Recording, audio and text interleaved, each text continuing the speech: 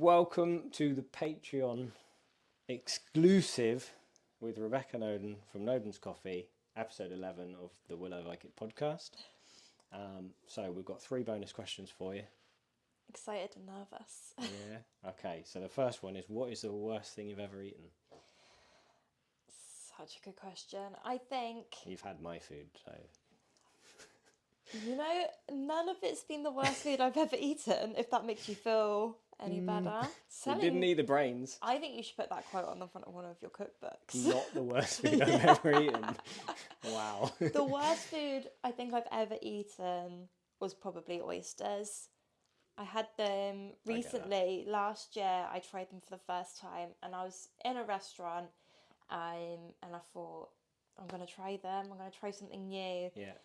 And it was so horrible. But because you're in a restaurant, you just have to swallow it. Is it like the down in one? Yeah. See, I'd be like... It was so hard. It was not good. But my husband Steve, who, as we discussed, eats everything, just ate the whole plate. He loved them, so it was okay. But anything that's got that kind of jelly texture, I can't eat jelly, I can't eat trifle. Yeah. Which is a shame because, jelly doesn't have a great flavour, but I feel like I am missing out on a category of food that... Jelly deals? Due to texture. Yeah, maybe not. Yeah. I'm trying to think of other jelly things now. Great. Yeah. Next time you're on, some bowl of jelly, some jelly deals. No, but you're fine with the salmon, and to me that tastes kind of jelly-ish. The salmon's fine, mussels are fine. There must be a line somewhere between cured salmon and oysters that is the cut-off for texture. And between mussels and oysters. The mussels are kind of horrible too to me. There's something, they just don't look pleasant, do they? They don't, but I suppose they're not as jelly-ish. No, they're not. They are more meaty, but yeah, maybe between the salmon and the oysters, there's a line somewhere for texture. Fish skin?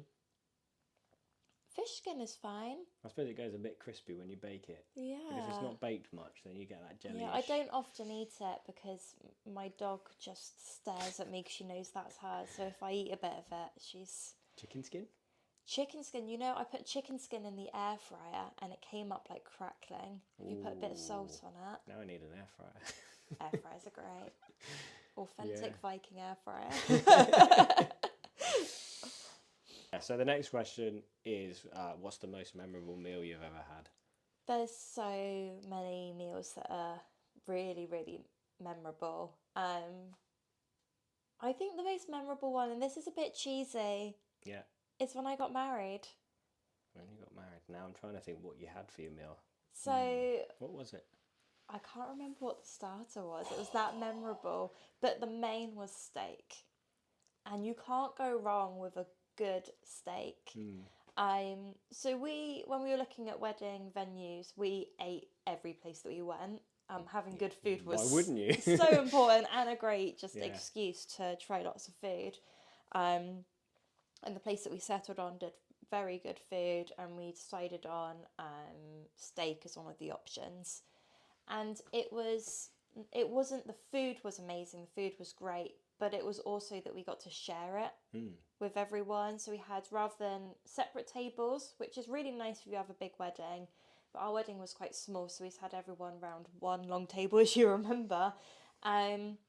And it was the conversation of people talking across the table, people talking next to each other. The wine was flowing. There was good food. And mead. And mead, there was mead. There was a couple of bottles of mead. Yeah, just a couple, just a few. And I think that is really what a great meal is about. It's not the actual food itself is obviously very important, but it's also about who you're sharing it with and using it as a centerpiece for celebration as well. Yeah. Awesome. So, last question. Okay. You've died. Oh. Not really. Okay. Oh. Just a thought exercise. Okay. You're fine, but you have died. Oh, okay. Solemn. Yeah, if you could try and be a little bit sad about me dying. I shouldn't be smiling. So you've died, your family are preparing your grave goods. What food and drink are you taking to dine in Valhalla? Oh. I think definitely alcohol. Most important part of that but which one? I think a nice full-bodied red wine Yeah. to warm my soulless spirit. Would be. Would you be soulless after you died? You would be the soul. So I would be the you wouldn't be soul. soulless. So there we go. So I do need the red So- wine to warm my soul. And a good bread, a nice good sourdough bread, wine and bread. What more? What more could you want? Steak. And maybe some steak too. Vodka. I can think of lots of things. Okay, red wine, bread, steak. I mean, I never limited sorted. it to one item, so you could take the steak if you want. Oh, I mean, if I had to pick one item, I'd pick the wine. Just wine. Just the wine. So no bread. Awesome. Well, thanks for coming on. Thanks for having me. Thanks everyone for watching, and I'll catch you next week.